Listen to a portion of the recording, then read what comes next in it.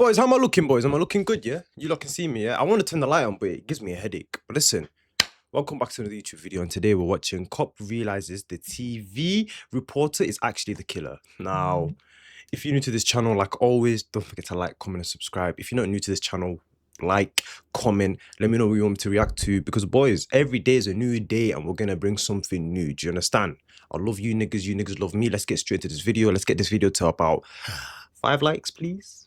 Just five likes. And yeah, what do I think about murderers? I think it's overrated. If you become a killer, you're a beg.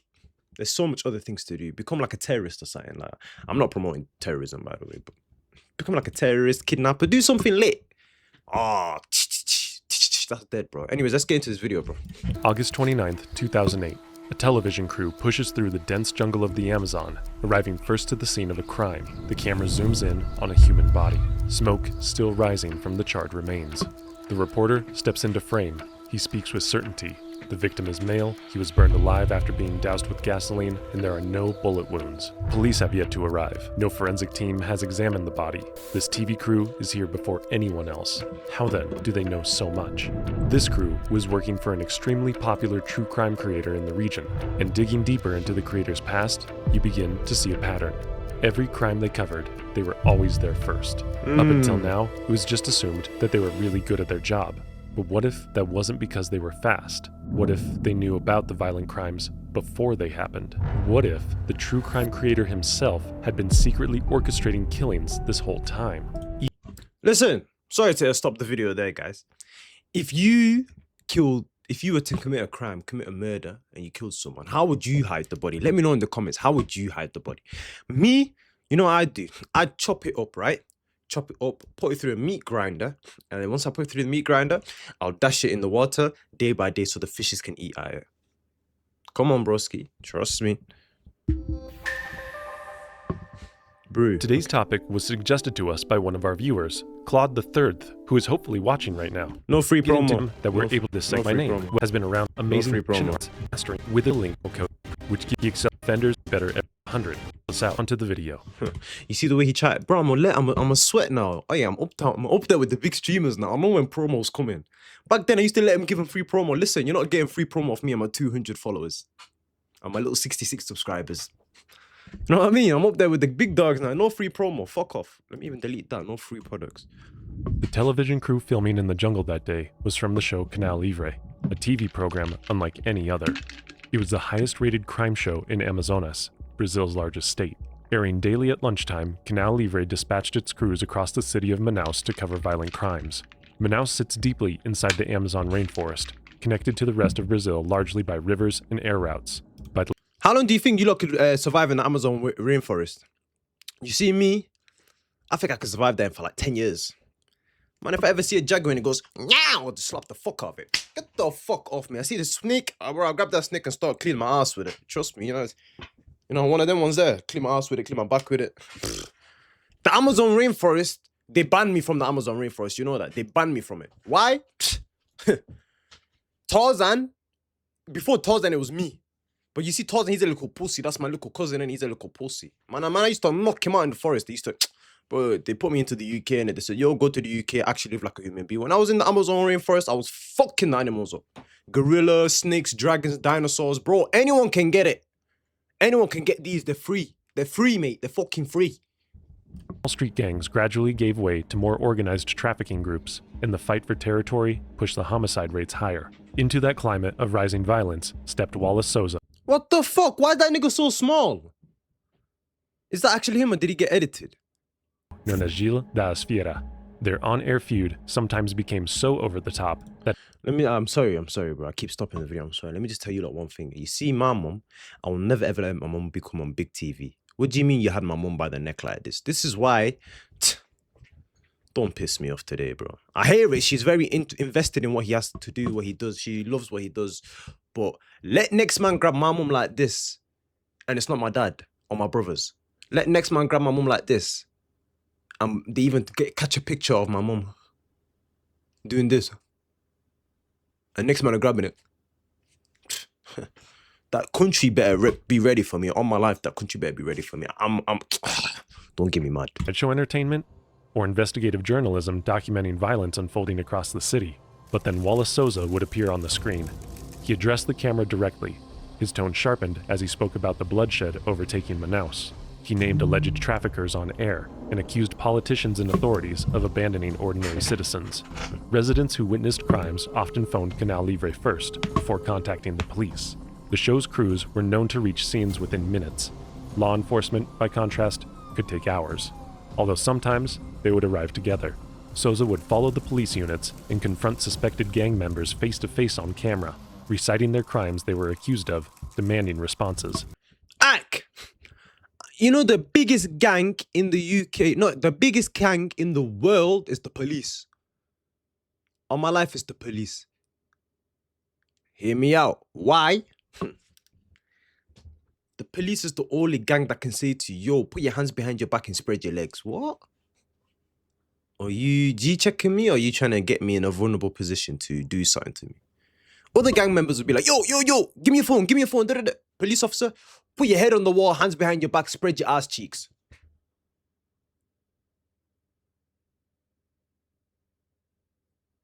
That's why if you join, me personally, that's why I think if you're a grown man, yeah, fuck grown man.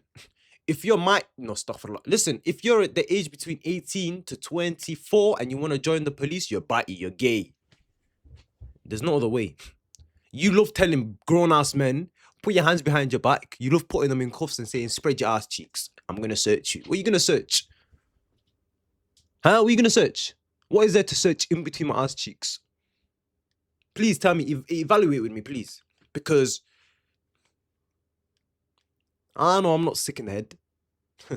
Mate, I'm not fucking sick in the head, mate. I've passed my GCSEs, mate. English, science, maths, history, you know what I mean? Geography, you know what I mean? The fuck do you mean? Hands behind your back, spread your ass cheeks and make it clap.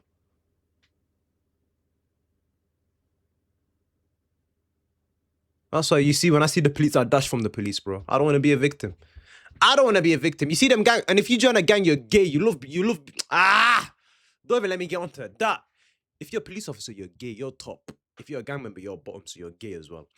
You love, because the police officer, he's top, because he's going to tell you, spread your cheeks, put your hands behind your back and put you in cuffs, and you're going to say, yes, okay. But to make it act like you don't want it, you're going to say, bro, what did I do? What did I do? As you're turning around for him, what did I do? And you're going to toot your ass up for him. You're going to arch your back for him. And then the gang member, you're batty because you want that to happen to you. So if you join a gang, you love getting told, spread your ass cheeks, you batty mother. Let me not even swear too much, because when I violated Bonnie Blue, wallahi, TikTok took my audio, innit? The audience saw the anger they carried toward drug dealers and traffickers in the passion Wallace projected on screen in his fight against drugs. And this credibility eventually translated into votes. In 1998, Souza was elected state deputy for Amazonas. That nigga tiny as fuck, bro. Sorry. Translated into votes. In 1998, Souza was elected state deputy.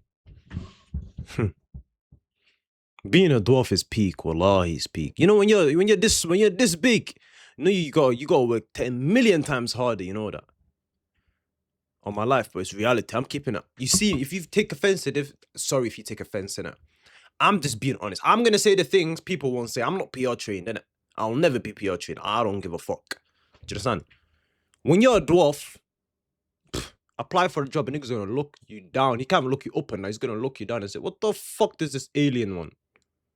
On my life, they're gonna think that. I don't think that. That's what they think. Okay? Don't cancel me for this. Fucking hell. Being a dwarf must be peak. Imagine your cash. Yo. What type of jobs can dwarf people even work in? Let's find out. Alright, so you lot can be a jeweler. You arts and craft who sell and repair jewelry. So they're basically trying to say you're gonna become them fucking goblins from God of War, and you're gonna be crafting swords and shit for niggas. They're already trying to make you an alien. That's some alien job. That's an alien job. Joined forces with the Public Security Secretariat and the military police, identifying what they described as a local weapons workshop, a serious military police. Let me tell you lot one thing, innit? You see Russian army, Colombian army, anything like that. Russian, Colombians, Mexicans, Mexican army. Who else? Chinese, Japanese, North Korea. You see all them, man. Look, they look bad, boy. They look like they're on job. They're gonna smoke you. They're gonna smoke you. You fuck with that country. You fuck with their government, their people. They're gonna smoke you. If you ever spy in their country, they're gonna smoke you. Do you know what I'm trying to say? They're badass niggas because yo, they don't fuck about with their countries. Come to the UK. This is our government. This is our security. This is the nigga that's gonna protect us in the UK. This nigga here. Look. This brother here, he don't look like he fucks about. He looks like he's ready. Look, even in the picture, he's looking straight ahead. Look at this brother as well. These two, you don't want to fuck with them. They're gonna do you in differently. You're gonna tell them every single secret you've ever had in the back of your mind that you didn't even think you were gonna tell anyone. They're gonna, you're gonna be telling them everything, you know. And then come to the UK, this is the type of nigga that's gonna interrogate you. You know, if a war ever happens in the UK, on my life, I'm catching the first flight back to my home country. I promise you. You think this brother's gonna protect me? You think this brother's gonna protect me? This brother.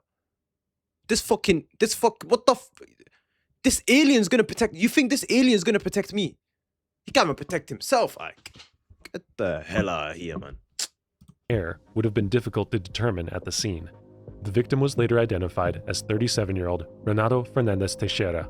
According to investigators, Renato may have still been alive when he was set on fire. Damn. The last confirmed sighting of him came from the gym where he regularly worked out. Witnesses said he received a phone call and left. After that, no one saw him again. That is, until his smoldering remains were broadcast on national television. Yo, what's the worst way to die? Is it to be burned alive? Is it to be tortured, like to rip your nails off one by one? Is it to be like chucked in a cage with like predators, animals? What's the worst way to die? My worst fear, man, I ain't fear. I'll keep it so. I'm not scared. You see me, I keep it so real with you, know. Let's say I get got. They tie me to my chair. No, don't kill me, don't kill me, don't kill me. And they say, oh, we're gonna torture you, all that shit. If I know I'm not making it out alive, I'm gonna give out the most verbal I've ever given in my life. I'm not even gonna start off by saying, please don't kill me. I'm gonna look him dead in the eye like this, innit? I'm gonna say, you little dirty bitch. Go suck your dirty mum. I'll be sorry, that's advice sent it to my niggas out there. You know, if you know you're gonna die, innit, don't beg for your life. On my life, just give verbal. Just give verbal, bro. Genuinely. You wanna die like a bitch? You wanna die with them saying, oh, he was begging for his life? Bro, I wanna die. If I'm gonna get got, I wanna die. And I want them to say, yo, that guy was a prick. That guy was a bastard. And I'm going to be smiling in my grave. Because I knew I got the last word. Canal Libre team privately told him what actually happened. Edras said the team member didn't know why Henrique was killed, but they did say the person responsible for the killing was Moa, and the person driving the car was Rafael Sosa, Wallace Sosa's son. As the investigation expanded, Wallace Sosa adjusted his earlier statements. At first, he insisted he had never met Moa. Later, he acknowledged knowing the man, but claimed he only knew him as Jorge, and that... See, that's where you already messed up. As a former lawyer, if you deny knowing a person, a criminal, in the law of the court, and then go ahead and go back on your word and say, no, I actually do know him, just so you know you're finished. You're finished.